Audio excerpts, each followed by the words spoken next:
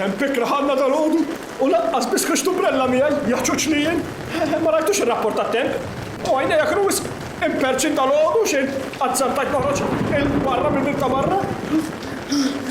Memx ta' minn nispera ma niblaxxiċ majra. Ma nistax indumu għax mal-temp għandna l-lum. U għawek, marruf, li jisir, jisu l-bahar ta' Rinella. Bil-bahar iġor kull ma jisir. Jisna din xi film ta' Hollywood. Sfortunatament, ma' żmien kienu diversi incidenti wkoll fejn mietu diversi nies. Il-kurrenti mexxi hu, u hawnhekk jiġu l-miet kollha minn naħa tan-naxxar u bil-kirkara.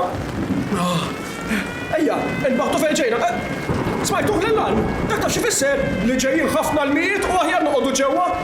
Sakemm id-dar tagħna wkoll ma jidħolx lil mon nispiċċaw qisna ħuta f'akwarju. Ejsa nbaħtu fejn ġejna. Nisabu ġewwa r-raħal tal-imsida ħalli naraw x'ħaj joffrilna. All right, cut. Jien nissorina x'komplu għalina. Alla ma nxarrab lejna, jien komplu għaddejna. Alla ħammur nbiddel. Rija santammel, dal-għadu għadda kif dejna ref.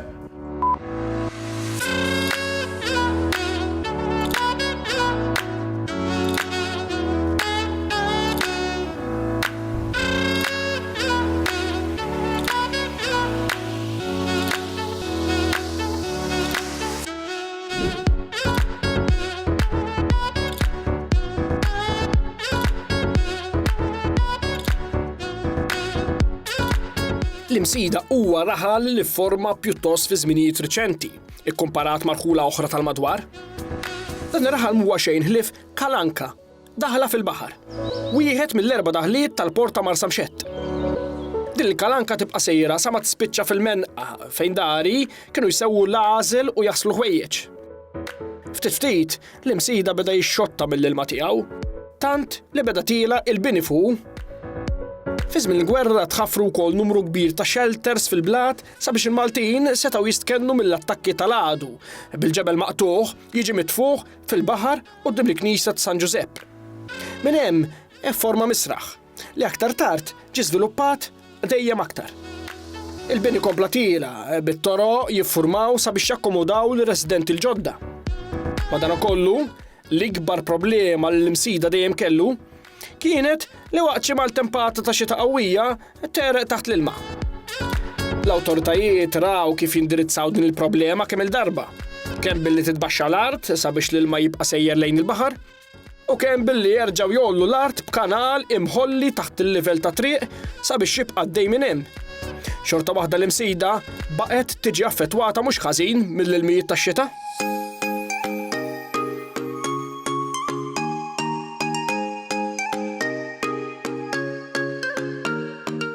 ċajta, mela l-imsida taffetwa, naqa mal-tempata u naqa xita, ma tarax.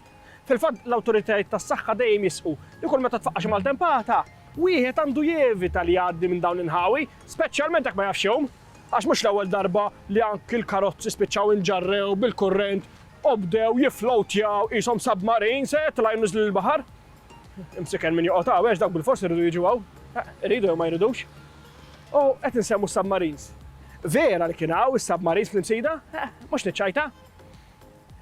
Mela l-imsida minn dejjem kien magħruf bħala wied, post fejn is-sajjieda jiffrekwentaw u jiġu hawn bid-dajjes tagħhom sabiex jaqalgħu il-ħobża ta' kuljum mill-ħut tal-baħar. Iżda fi żmien il-gwerra is-sajjieda ma kontx tarhom dawn il-ħawi għax aktar milli ħuta setgħu laqtu xi bomba mill-ajru. Għall-Ingliżi ta' intelligenti li kienu ħasbu li użaw dan il-post li safa battal fiż-żona li bdew sejħula it-Torpedo Depot. Li ma kienx depot bħal tal-pulizija, iżda hawnhekk kienu jsewwu is-sottomarini, is-submarines. We all live in the English submarine. Għax ma nafx jekk kunux sofor jew le, għalhekk dawwarta. Ma mbagħad wara li spiċċat il-gwerra u aktar minn hekk wara li mintof keċċa lill-Ingliżi, maċ kien hawn użu għal dan il-lok. Ma kontx tara aktar submarines kif forsi xi karozza li tiġi submarin b'naqa' xita. U allura iddeċieda li jbiddel dan il-post u jagħmlu proġett sabiħ. Iżda mbagħad il-Gvern Laburista inbidel ġie l-Gvern Nazzjonalista u l-proġett kabru biex iħalli wkoll it-tibru tiegħu. Sviluppat il-jott marina, il-kiosk fin-nofs, ġnien pubbliku kbir u l-funtana biex tidher sabiħa. U hawnhekk jekk wieħed idur fil-ġnien qatt jista' jara diversi monumenti li jfakkruna propju f'din il-ġrajja tat-Torpedo Depot. Interessanti hux?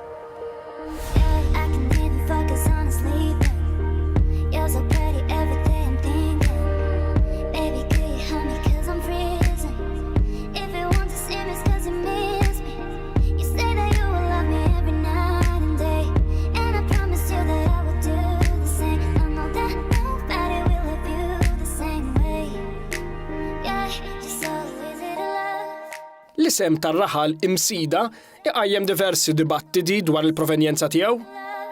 Tradizzjonalment jingħad li l-isem ġie minn ġrajja li ġrat fi żmien il-kavallieri u l-attakki torok fuq artna, meta xi grupp ta' sajjieda li kienu qegħdin jistgħu fix-xatt.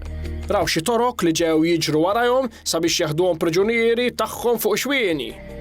Huma jiġru is-sajjieda mbeżza bdew jgħidu kemm jifilħu għall-intervent tal-Madonna sabiex tgħinhom Sidna għejna!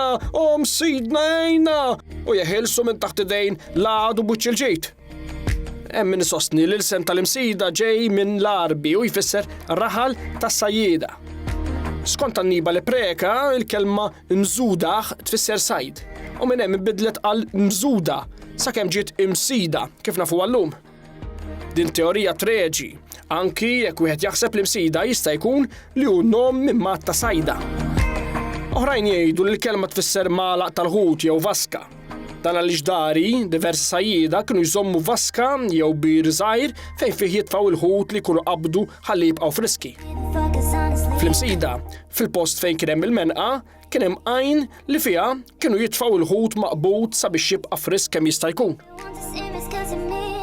Il-popolazzjoni tal-Imsida baqgħet tikber dejjem aktar.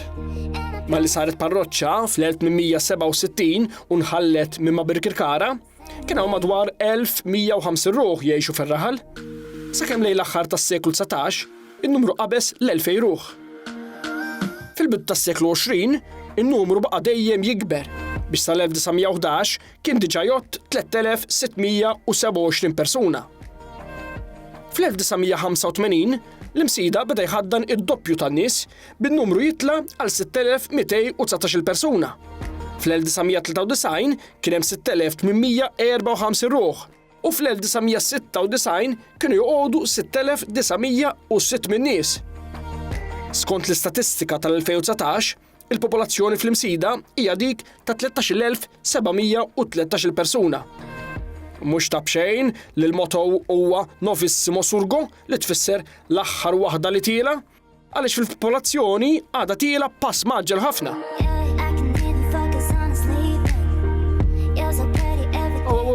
Ħallejna mill-pass maġġel ħudu break. Immorru ftit lura. Semmejna lajn tal-ilma fejn fiha kienu jitfgħu il-ħut. Din kienet lajn tal-ħassalina u hekk ġewwa l-Imsida. Isimha magħha għajn tal-ilma fejn jiġu il-ħassiela, ġeneralment in-nisa tad-dar, mill-ħwejjeġ tagħhom sabiex jaħsluhom. Minn ħwejjeġ ta' fuq sa ħwejjeġ ta' taħt, paraxuti kbar sa firek żgħar, hekk kulħadd bis-sajż tiegħu mhux hekk. Kien hawn min saħansitra jintafa' jinħasel ukoll biex forsi jifranka naqra ilma. Nispera ma kinux jitfgħu xi ħut waqt li jinħasel għax min jaf x'inħa kien imur lura biha d-dar. F'diversi rħula madwar Malta kien hemm dawn lejjun tal-ilma. L-ilma ġej mill-ilma baħar, sintendi, u jieqaf f'dawn lejjun. U n-nisa kienu jiġu hawnhekk u jorku l-ħwejjeġ tagħhom waqt li jgħidu kelma fuq dak u fuq ieħor. Normali kienet tistir din ħaġa. U ngħiduli allura il-ħut fiex jidħol. Għaliex dan l-ilma kien ġej mill-wied tal-Imsida jew kif kien magħruf qabel wied il-menqa u kien ikun frisk u ġieri. U allura s-sajjieda ġew jaqgħu jqumu mill-ħassiela u anke mill-ħwejjeġ tagħhom. U bdew jitfgħu il-ħut ġewwa dal-ilma sabiex jibqa' frisk għall-għada ħalli malli jsebħu iqumu u jbiegħu il-ħut waqt li jgħidu għajnu ħamra, għajnu ħamra. Mhux għax il-ħut kien jaqbad jibki meta jaqbad, imma jgħidu li minn hemm tinduna minn għajnu jekk hux frisk jew le. Mhux għax nifhem ta' kif qaluli. Fil-fatt, għal xi żmien dik kienet imsejħa wkoll il-pixkerija. Nispera li ma kien hemmx xi ħut mitfuħ fl-ilma waqt li jkun hawn il-ħassiela jaħsru l-ħwejjeġ tagħhom, għax min jaf xrieħa kienu jiġu l-ħwejjeġ, riħa ta' fish stock. Ja, mur ilbishom.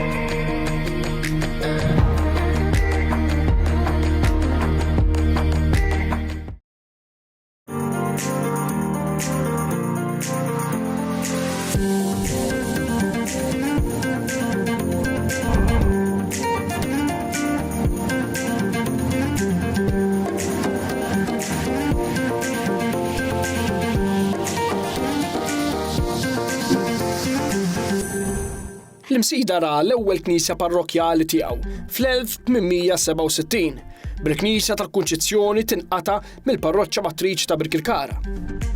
Ma l-Knisja tal-Kunċizzjoni ma baqgħetx tlaħħaq mad-domanda tar-residenti msidjani li aktar ma jgħaddi żmien aktar daw jikbru, ġiet deċiż li tinbena knisja ġdida u akbar sabiex tilqa' fi ħdana lil dawk kollha aċċana għall-fidi nisranija. L-Isqof Xikluna waqqaf kumitat bil-perit Indri Grima minn Ħalluqa jiġi mqabbad sabiex jiddiżinja l-pjanti. L-art li ġie deċiż li knisja tinbena fiż-żona msejħa tal-Ġulġlil ġiet imħallsa minn but Monsinjur Dun Franġisk Falzon. Tant kien grat lejh il-poplu Missidjan li dender ritratt tiegħu fis-sagristija tal-istess knisja. L-ewwel ġebla tal-knisja tqiegħdet u tbirket mill-Isqof Buħaġar fl-4 ta' April tal-1886 bil-knisja iddedikata lil San Giuseppe tiġi konsagrata solennement mill-Isqof Paċ fit-22 ta' April tal-1892. Il-kwadru titolari sar mill-pittur Michele Corteggiani fl-1890 u l-vara titolari ta' San Giuseppe saret fl-1892 fl-Italja.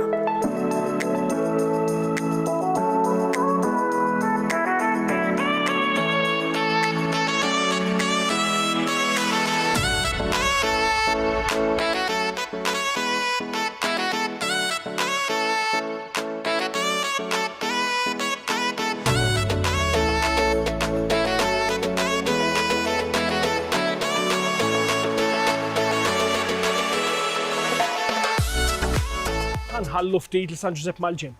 Għaliex kif għadna diġà, l-ewwel parroċċa kienet dik dedikata lill-Immakulata Kunċizzjoni. Meta bniet data preċiża ma nafux. Imma qabel semmejna lil dawk is-sajjieda li telqu jiġru għaliex ġew biex jaqbduhom it-torok. U ma jiġru bdew jitolbu lill-Madonna sabiex tgħinhom. Wara li l-Madonna ħelsithom buċċ il-ġejt. U anki wara l-ġew tagħhom wara dik il-ġirja li ħadu ftit tan-nifs. Tellaw dil-Knisja bħala wegħda lill-Madonna tas-Sokkors. Monsinjur Duzina li semmejna kemm il-darba fl-1575 meta ġie hawnhekk fi żjara tiegħu, semma li kien hawn din il-Knisja proprju dedikata lil din Madonna tas-Sokkors b'altar u bib tal-injam. Iżda taħsbux li bnewa dak iż-żmien ta' kienet ibdija ħafna aktar qabel għaliex l-Isqof Senatore De Mello fl-1436 meta semma l-10 parroċċi li kien hawn eżistenti hawn Malta, semma wkoll din il-Knisja tal-Madonna tas-Sokkors u qal li kienet tagħmel parti mill-parroċċa ta' Birkirkara. Ġifieri kienet diġà ilha teżisti sa mill-bidu tas-seklu 15. Iżda din il-Knisja ntelqet għal xi żmien, anke minħabba li mħaffra fil-blat, is-saqaf tagħha beda jqattar. U kien hawn problema kbira tal-umdità. Insomma, kien hemm l-umdità fil-muża, nistaġbu għax kien hawn. U l-istess bħalma ġara hemm diversi oġġetti fosthom pitturi ġratilhom ħsara kbira. L-Isqof Baldassare Kaljares bagħat lil Duranton Vella biex jiċċekkja l-istat li kienet qiegħda fiha fl-1615. U dan Duranton waħħal lista sabiex in-nies jiġu jinkitbu u joffru ruhom ħalli jieħdu ħsieb il-Knisja. Skont il-Kittib Ferris fl-1640 minħabba l-istat li kienet fiha kellha tarġa' tinbena mill-ġdid. Iżda l-Isqof Balaguer qisu Sant Tomas inkarnat kien raġa ġi jagħmlilha vista oħra bejn l-1656 u l-1659 biex jara li kienu qed jindukrawha kif inhu xieraq u hemmhekk biddel l-isem għal dak li nafuh illum bħala il-Kunċizzjoni Glorjuża tal-Verġni Marija. Minn hemm imbagħad inbniet darbtej oħra u saret parroċċa, anzi saret viċi parroċċa u qatat mill-parroċċa ta' Birkirkara fl-1835 biex imbagħad leħqet parroċċa fl-1867 taħt l-isqof Pace Forno. In-nies għadhom sal-lum jinvestawha u għadha tintuża. Isejħula il-Knisja Żgħira. Alla volja raġa dibni d-darbtej, raħatu l-imdita, imma għada m'hemmx tagħmelu. Forsi ma tafx kif. Jiġu jirrestawrawk, famlu l-muża u tiġi tleq u tibrilla.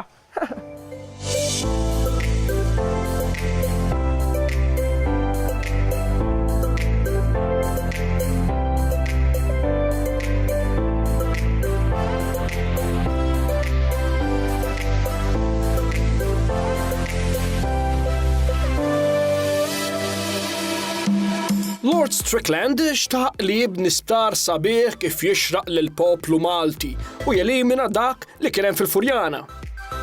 L-ewwel ħsieb kien li jinbena ġewwa l-imrieħel bil-perit Percy Adams tar-Royal Institute of British Architects iwaqqa' dan l-ħsieb sabiex minfloku jissuġġerixxi l-post li fih jinsab illum li kien aktar ċentrali u adattat dak ta' gwardamanġa fir-raħal tal-Pjetà.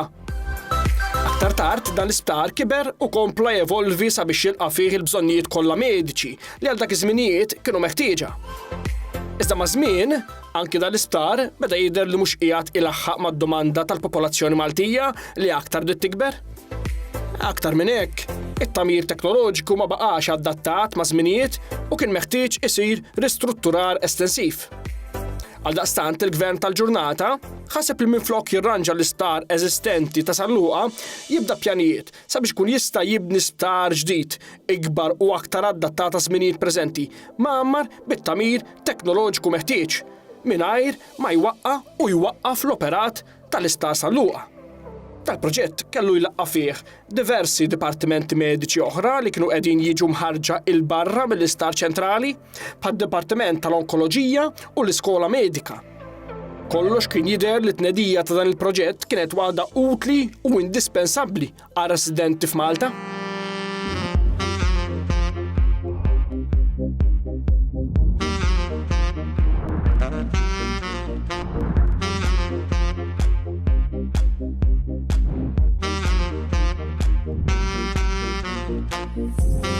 Il-Mater Dei, kemm hemm xi tajt dwaru. Bdew siru pjanijiet sabiex jiġi mibni sptar ġdid għaliex il-makkinarju li kien hemm fl-isptar St. Luke's beda jqdiem. Ħanajdilkom qdiem aktar sakemm laħaq tal-Mater Dei għax dam jinbena 13-il sena sħaħ. Kien hemm minn xjaħ u laħaq miet sakemm tlesta. Fl-1990 il-Gvern Nazzjonalista wera dix-xewqa u allura bat għal Monte Tabor Foundation li kienet sussidjarja tal-isptar San Raffaele f'Milan sabiex kunu jistgħu jħejju għal dal-proġett il-ġdid. L-isem oriġinali kellu jkun propju San Raffaele u kellu jinbena state of the art, wieħed mill-aħjar fl-Ewropa. Iżda mbagħad ma' żmien l-isem inbidel għaliex kien hemm m'bdiċ idullu l-R u ma kienx kapaċi jgħidu San Raffaele u beda ilaqlaq ftit. Allura mbagħad dawruha għal Mater Dei. B'kollox kien hemm 39 offerta għal dan it-tender tal-isptar il-ġdid. Ġew minn kull part tal-Ewropa, minn Franza, Spanja, l-Ingilterra, l-Slovenja u anki l-Iżvezja. U propju minn dan il-pajjiż, il-kumpanija Skanska irnexxiela takkwista it-tender ta' dal-proġett. U għalhekk il-ftehim ġie ffirmat mill-Fondazzjoni għax-Xjenza u Medika Maltija li ġiet imwaqfa propju mill-Gvern għal dal-proġett u anki l-kumpanija Svediża. L-għan oriġinali kien li dal-isptar jikkumplimenta l-isptar ta' San Luqa u n-nefqa kellha tlaħħaq 98 miljun euro. Iżda mbagħad malli laħaq il-Gvern Laburista fl-1996 il-pjan inbidel u xtaq li jelimina l-kollox l-isptar ta' San Luqa u jirdoppja s-sodot li kienu ippjanati minn 450 għal 800 sodda. Operiti? Alla ħares ngħidilkom kemm li wieħed inbidel sakemm tlesta dal-proġett kollu. Malli raġa qalbet il-folja 22 xahar wara u raġgħu telgħu il-Gvern Nazzjonalista, dan ħareġ deadline għax għalissa żmien qed jafas. U xtaq li l-ewwel parti ta' dal-proġett titlesta sal-2003. Bil-proġett kollu ta' Mater Dei jitlesta sal-2005. Iżda bħalma jiġri dejjem id-deadlines ma jintlaħqux. U allura estenda iż-żmien sal-2007. Fl-aħħar, fid-29 ta' Ġunju tal-2007, dal-isptar il-ġdid imsemmi Mater Dei ġie miftuħ uffiċjalment. Malli raġa tela l-Gvern Laburista fil-Gvern ra li x-xogħol biex jintlaħaq da deadline sar ta' kafkaf. Kif ġiġi? Allura fittex bil-qrati l-kumpanija Svediża għad-danni kollu sabiex jirranġaw kif suppost. Ara biex naqta fil-qasir. Kif għattilkom diġà, kien ippjanat li dal-proġett tal-Isptar Mater Dei kellu jammonta għal 98 miljun euro. Iżda tafu kemm nefqu sa fl-aħħar 487.7 miljun euro. Apparti xi miljun ieħor sabiex ikunu jistgħu iġibu l-amara, l-makkinarju, l-affarijiet l-oħra meħtieġa. Ħanajdilkom mis nidħalt fil-business tal-kostruzzjoni. Jitilgħu għad-boċċ il-liri. Mhux tab xejn, hawn min jgħidilhom Star Mater Dei flok Mater Dei. Mhux għalik qed ngħid għax hawn il-Madonna tħares lejja.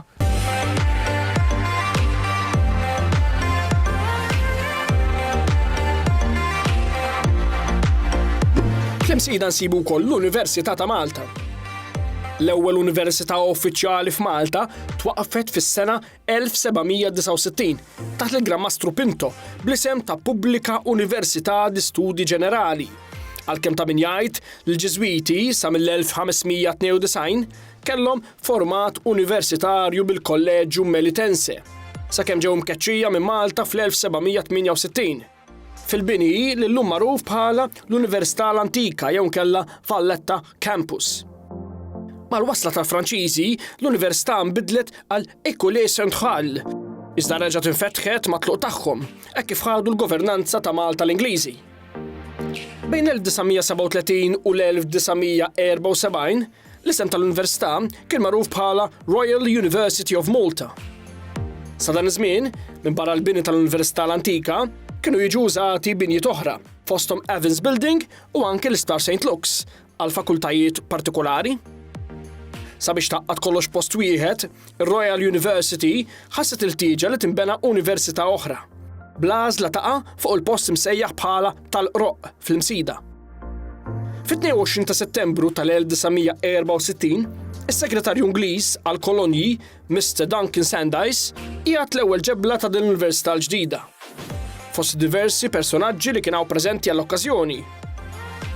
Iċ-ċelebrazzjonijiet żdiedu mhux ftit meta nhar il-21 ta' Novembru tal-1969 infetħet b'mod uffiċjali din l-Università tal-Qroq u damu għaddejjin 3 ijiem sabiex ifakkru bix-xieraq dan l-avveniment bil-ftuħ uffiċjali jsir mill-Prinċep ta' Wales innifsu, il-Prinċep Charles, u l-Arċisqof Gonzi ibierek il-binja. Ma' żmien, il-bini tal-Università l-ġdida fl-Imsida, imsemmija l-Università ta' Malta, ittranġa sabiex kun jista' jakkomoda aktar studenti, taqsima ġdida inawgurata fl-2001. Sallum, l-Università tal-Qroq hija l-unika università f'pajjiżna immexxija mill-Istat.